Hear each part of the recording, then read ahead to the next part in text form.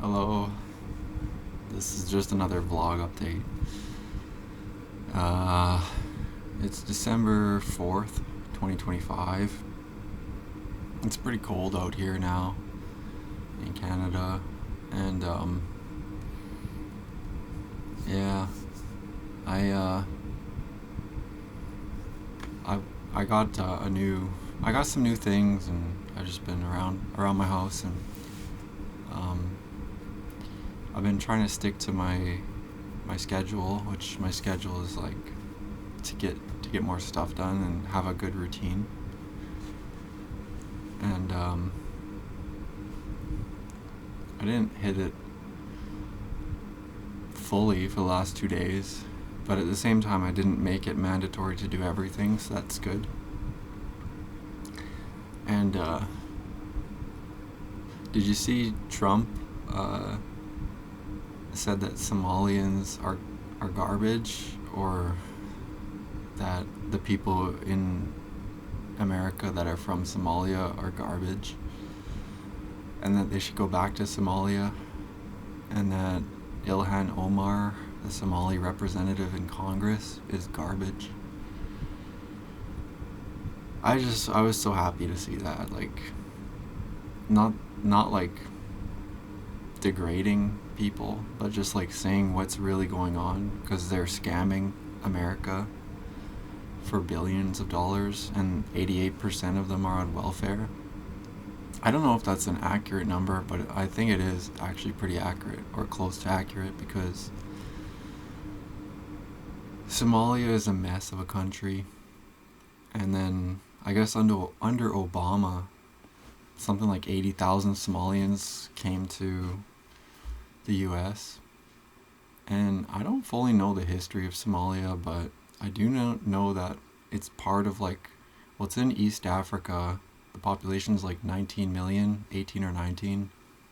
The average IQ is like 68 or 67, which is like really, really low compared to our standard, which is like 100 is average in Canada and the US. It actually varies by state and by province, but it's around 100. And so 67 or 68, that's so low. And it really bears out when you look at the civilization, and then you look at like what's going on with the people and like how they behave. And they don't want to assimilate, and basically they're just scamming the crap out of Minnesota. It's got a huge Somali population, and they're really taking over. And it's almost like funny too, because it's funny in a sick way. Laughing about this kind of stuff is kind of sick, because it's like funny if it wasn't such an actual issue and widespread and everywhere. The ridiculousness and the absurdity. But the funny part is that liberals, white liberals, left-wing people, especially women, they support refugees, and they support immigration heavily, a lot of them. And they also, they support Islamic people. Oftentimes they don't even really have much of a religious affinity of their own, strong one, or one that they would be comfortable sharing, perhaps. It's usually kind of vague. And a lot of it's new age, but the left wing, they saw this one thing, is like, we support Somalians, but why aren't Somalians wanting to send their children to our gender affirming classes? to like I can't even say it, it's so silly. It's like they're upset that the Somali people,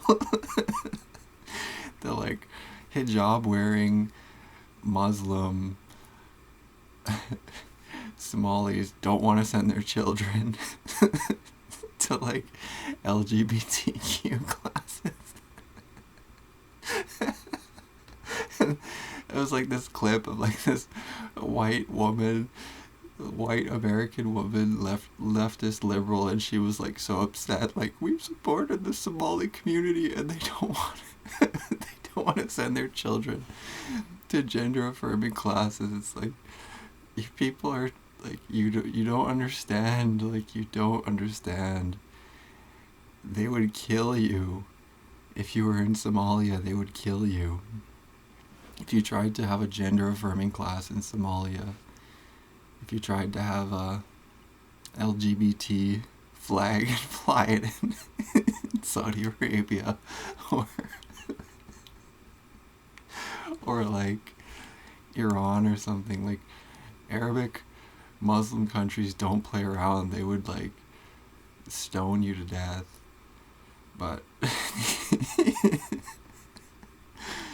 these like leftist people, like, they want to bring them in, and they think that they'll assimilate or something like that, and it just doesn't work.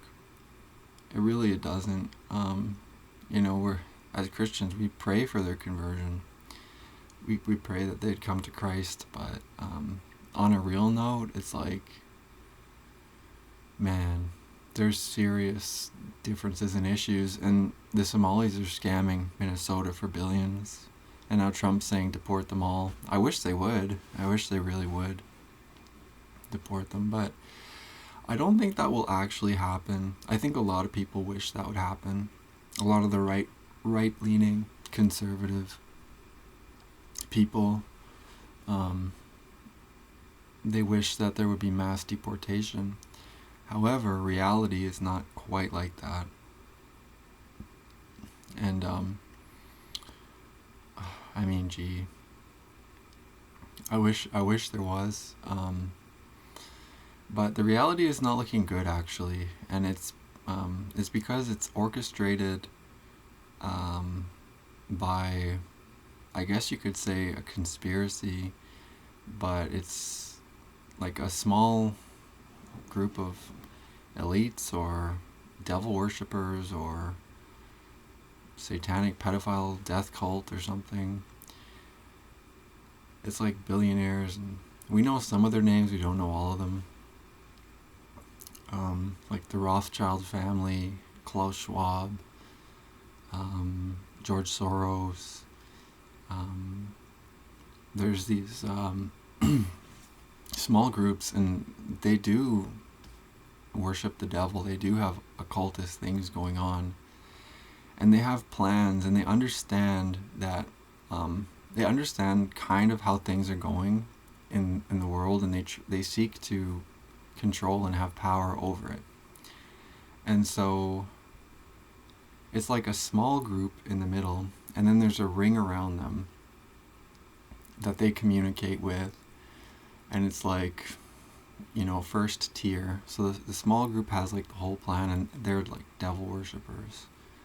And then there's people that they communicate with that have, you could say, part of their plan, and they work in places of high influence and power and industry, and possibly even in the government. But then that ring communicates with another ring, and then out there it's like more people that are public facing. They're also in positions of power. They work in different industry and so forth. And then they communicate with the farthest outer ring, which are kind of like, they don't even really have the full plan. They may have a false story or a false plan, but they actually, between these different rings, they want to communicate different, you could say, plans or stories or narratives. And some of them are pieces, and some of them are false or just completely wrong. And the reason for that is they actually, once it gets to these outer rings where you have a lot of people involved, this inner group is trying to control those outer groups, and part of it is destabilization. It's actually, they want to destroy white Christian Western civilization. Why? Why would they want to do that? Because it actually opposes power. It opposes their control and their power. And in a real way it does, because organized people, large masses of people organized, do have a power to them when they're focusing to do something in a certain direction. But it's like the masses of people, they can really be led astray, they can be manipulated, they can be controlled. And part of that is that they want to control them through making them fight each other. So mass immigration, use a false story, use people against each other, use women against men, use people that are more sentimental, who have a stronger sentimentality and empathy, use them against people that are more logical and conscientious, hardworking, but who don't want to get into a lot of loud fights, that use them as a means to control. So it's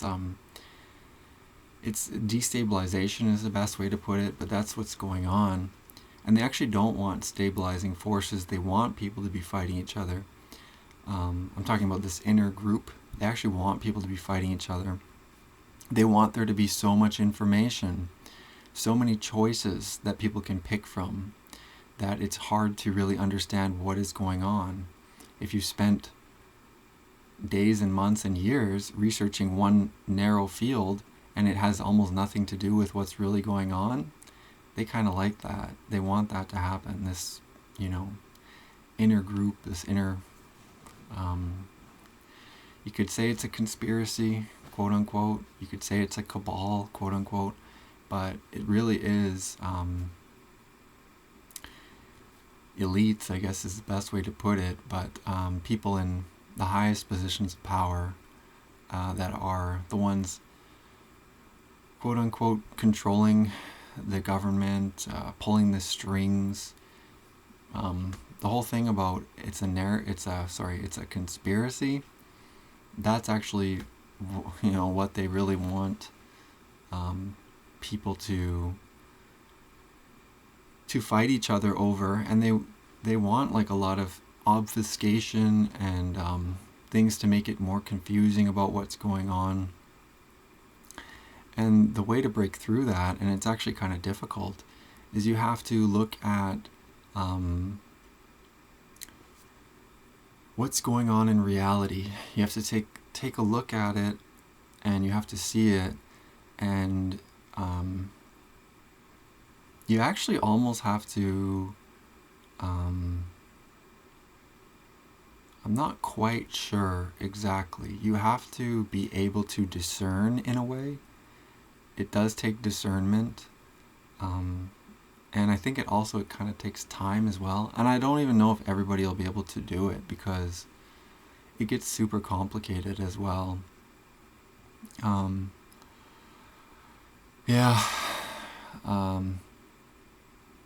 But there's things that kind of point you to understanding. Like, so there was a CIA experiment. I think that they showed a triangle there was 18 people. They showed each person individually a picture, and it was a picture of a triangle, and they showed it to 17 of those 18 people. The 18th person saw a square, and then they went in the room, and all the people were there, gathered in the same room, and they asked each person, what did you see on the photo? And each person said, I saw a triangle. And then they went all the way down the line to the 18th person, and they say, what did you see on the photo? And the 18th person said, I saw a triangle. So it's these type of experiments, this type of knowledge of how people are. It's looking at statistics. It's understanding social behavior.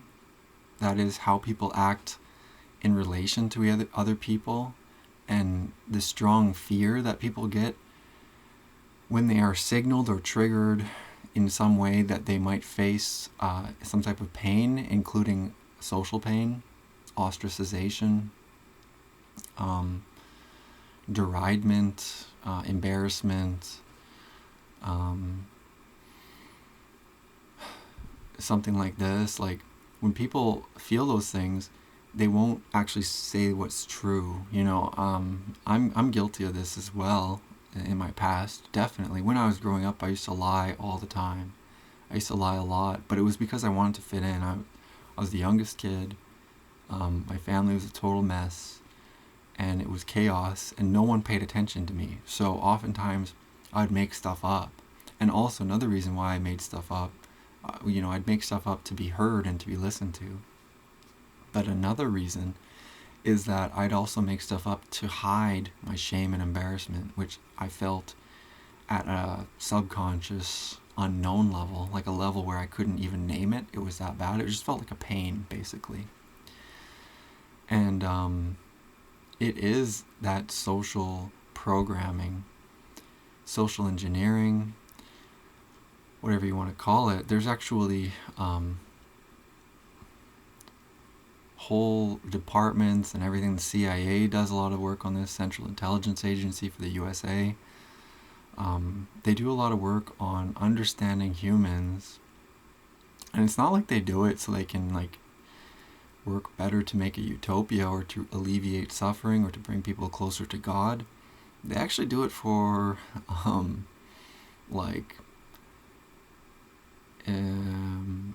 reasons of power. Sometimes it seems like defensive reasons, but generally reasons of power and control. And so you've got all this stuff going on within the world, and it's actually all real. It kind of gets scary. And I think that's also why people seek comfort so much, because it is real stuff. It is scary. Each of us is fragile, but we are also divine. We have a divine nature, that we're made in images of God, and in the image of God, and that actual power, true power, it all comes from God. And it really is a spiritual war, truly. And I think it's odd, because I've always kind of felt this, that fear of death is something that really, I think, bothers a lot of people. And it's almost like fear of death of the ego, in a sense. And I don't really want to get too much into talking about that, but I would say that it's fear of death of maybe an expectation of the future. And I think this is partly how people end up in sort of separated realities or fighting each other a lot, is because each person has, desires and drives and so on, and they have an idea of what the future should be like, or they want the future to be like, and it sort of expresses, or it's expressed in terms of a story, or it's understood in terms of a story. I do think that it's understood on a deeper level, almost like a felt level, but it's able to be expressed and communicated in terms of a story. And then so when that story, and this gets really deep, because it talks about actually the sentence, the structure of sentences as well. But when that story in the future, or the idea of it, is challenged in some way, more and more directly, that's when, I think people's nervous system even reacts. The nervous system, which can go into fight, flight, freeze, fawn, or flop, it can react, and people can really get very passionate, very upset, very activated in their nervous system, I suppose you could say. Red face, screaming, yelling, saying things that they might not normally say. But it's when that story, what they think of what the future should be, gets challenged, that's when people get really upset. And I always thought it was strange when reality challenged that, because then what is that future story? It's sort of it starts to move farther and farther from reality in a way. And that's weird. So that's why I say that people can effectively start to live in different, separate realities. Because over time, through the absolute avalanche of media, strange world we live in, where if you go outside, people are on their cell phone a lot, smartphones, and they're always looking at the smartphone. At some point, they get a story takes hold with them, and then they travel along that route of that story. And it's actually kind of predictable. That's what my whole book idea is about, is actually that it is predictable. Not all of it's predictable, but it is kind of predictable. And then so anything that challenges that, it can cause a reaction. And then anything that affirms that, a lot of times people just keep going with what affirms the story that they're in. I'll just give a brief example or a quick example. Obesity. A lot of people are overweight. On some level, they know that they should lose weight. I had a friend, and he used to be overweight. He was about 280 pounds, and he's like the same height as me. I'm 6'3", and so is he. But he was like 280, and closer to 300 sometimes, I think. And then he started intermittent fasting, and he never really used to talk much about his weight or anything like that.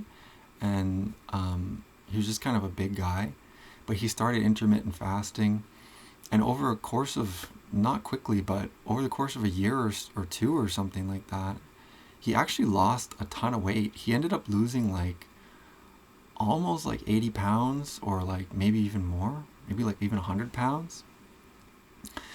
And he said to me that he said, it sucks when you're fat. You always feel like a fat fuck. You always feel overweight. You're always thinking about your weight. And I didn't even know that. But I think that, so if you say to somebody like, gee, you're pretty husky, you need to lose some weight. Or if you say to them, you're overweight, you need to lose some weight. It's bad for your health, It's like, it can make them feel like really upset, even because I think partly they know it's true, but I'm not getting into the whole conversation, because actually some people, there are different reasons for people being overweight. Some of it can be hormonal imbalance, but this is why people say cope all the time. It depends on which circle you run in, but a lot of people will say things are a cope. But I do believe that it's kind of like there's people have got into separate realities. Anyway, kind of getting on a huge tangent, but I guess the thing I started talking about was that Trump is saying deport them. A lot of people agree with him, and I think it's more and more and more and more and more people are starting to agree, because it's like the people who disagree, I think people are realizing that they're actually kind of crazy. Like the far left, or the people that are going left, like the two political the sides of the political spectrum, the right and the left is actually going further and further and further away from the right in terms of ideology, and it's just getting crazier and crazier. But I think that more and more people are agreeing that things are not going well. Let's just put it that way. People can agree that things are not going well, and then why? That's when it gets into a big argument, I suppose. But I do believe that there should be changes to immigration and so on, and remigration, or reverse migration, whatever you want to call that, deportation. But it's it's actually not looking like it's going to happen. And like I said, that's because of the agenda or the plan or whatever you want to call it at the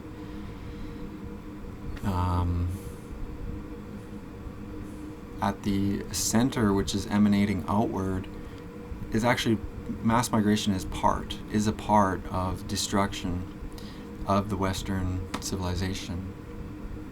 Reason being is because it's actually they actually want to control Western civilization. Well, they want to destroy it, but they want to control. It sounds like kind of a joke, but they do want to have control over the masses, over the world, and they are actually trying to do that. So I think that there's books that talk about this, which I've not read fully, but I've heard about it, and I want to investigate more. But it's books like Changing Images of Man. I think there's actually I forget the names, but it is actually a fundamentally different plan than what the average person who's grown up in the American or Canadian or Western civilization society kind of thinks of. And the plan is actually destruction. So that's why things are continually degrading, continually getting worse, why things are so ridiculous, why people are so divided. It's because it's orchestrated and it's over time. And Jews have a huge hand in it as well. Israel actually is using the United States as a vehicle to take over the world. And that was the thesis put forth by Bobby Fischer.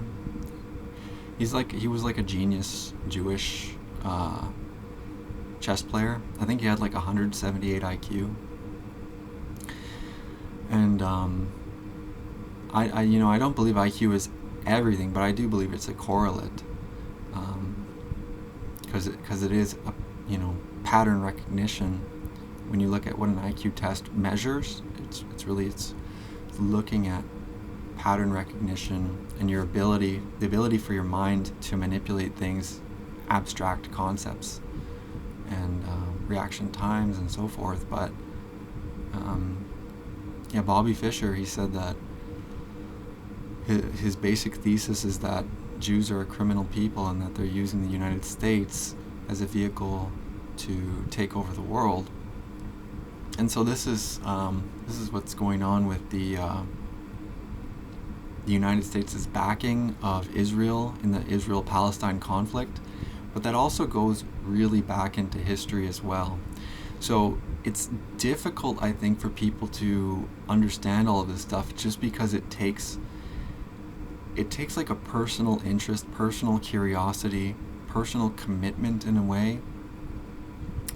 And a lot of people, I think, I wouldn't even necessarily blame them, but a lot of people are like followers or, have hardened hearts or are on the fence or are skeptical. But Jesus said that, forgive them, Father, for they know not what they do. And it is true, there has to be compassion and forgiveness.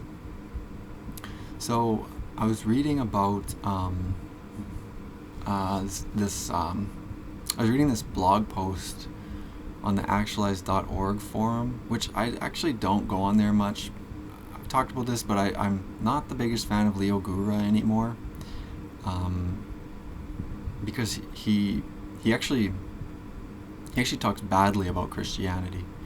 But this post was about The Map of Consciousness by David R. Hawkins. And I've been doing a little bit of research because I'm trying to write this book.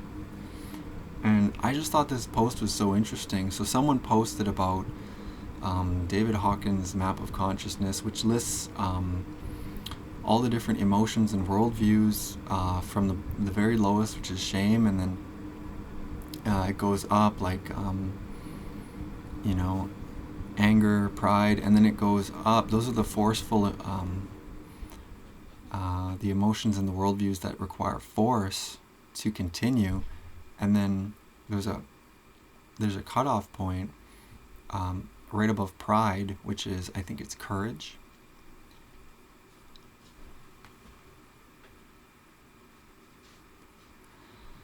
And then courage, above there, it rises all the way, through acceptance, willingness, love, peace, joy, up into enlightenment. And the post was talking about the different people and the different teachings, and where they sit on the map of consciousness. And I thought it was very interesting. I don't love the term interesting, but I was very interested, and I was reading through it, and I was looking up a lot of the different schools of thought, religions, Hinduism and so forth, Buddhism, and learning quite a bit. So, yeah, but something that I was thinking, and that is very difficult, is I was wondering, how do you live around people that are low consciousness all the time?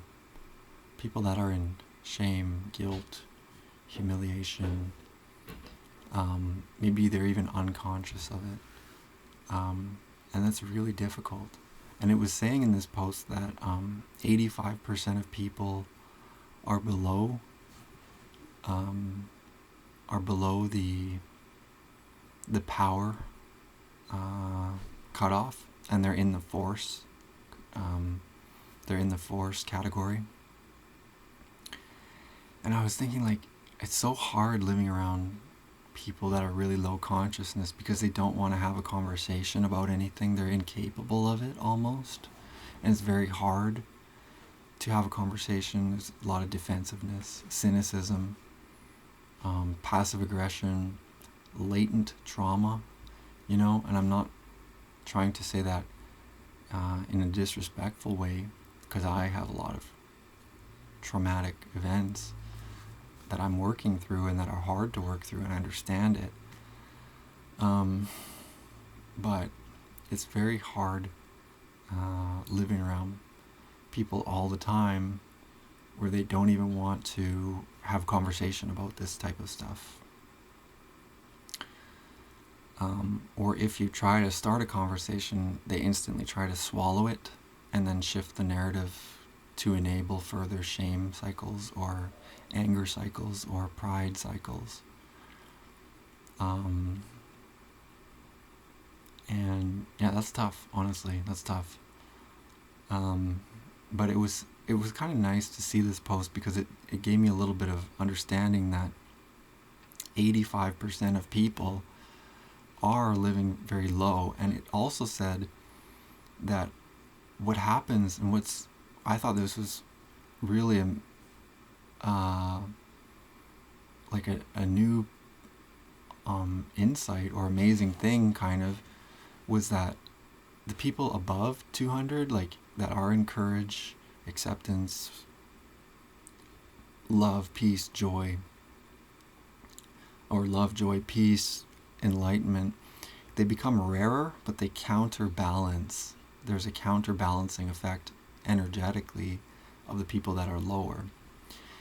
Now, I do like to be careful about all of this stuff because I am a Christian. And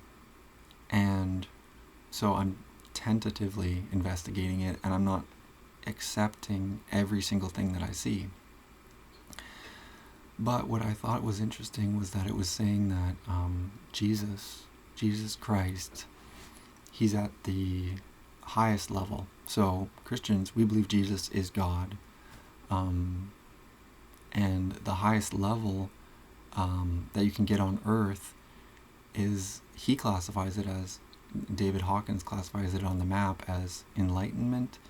And it's, I think, level 1000. And I think it's a logarithmic scale that goes down to 20 or below.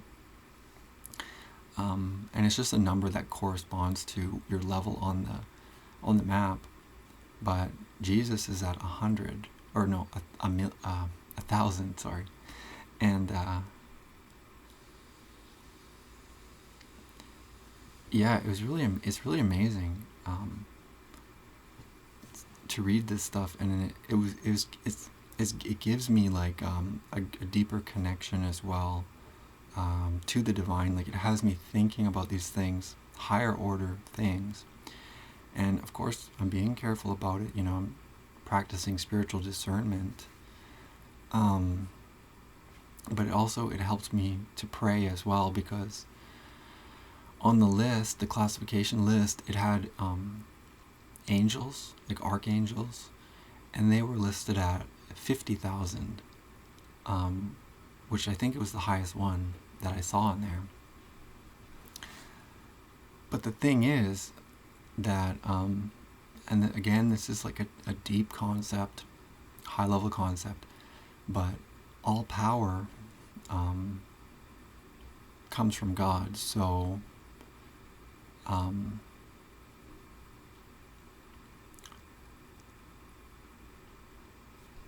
I suppose that angels are just closer to God in a sense. So God is infinity, eternal, almighty, and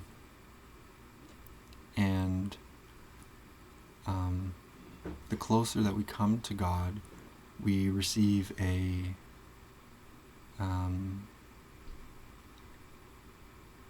it's like a purity or a goodness, because all goodness emanates from God. It comes from God. And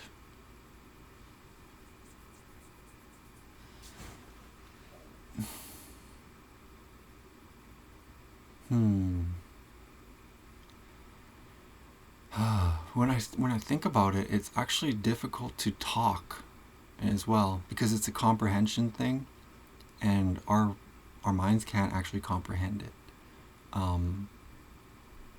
So, and it's possible that as you, I don't really love the term ascend, but as you grow as your consciousness expands or your consciousness increases, maybe you're able to comprehend more. But I would say that can be something that you need to be careful, that needs to be taken carefully, because this is more the Gnostic way of thinking, is that they believe that knowledge of things will lead them to higher and higher levels of power. That's actually evil.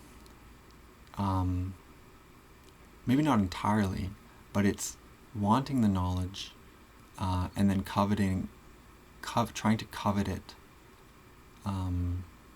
and not giving due or gratitude or thanks or worship to God where it comes from, is the evil thing. And so this is why demons are actually cut off. They have intelligence, but they are cut off from true knowledge of God because they reject God, and so they're able to have knowledge, but it's limited. And actually I believe demons are fallen angels as well. So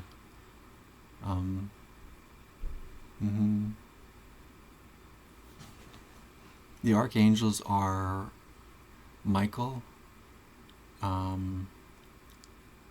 Raphael, and Gabriel.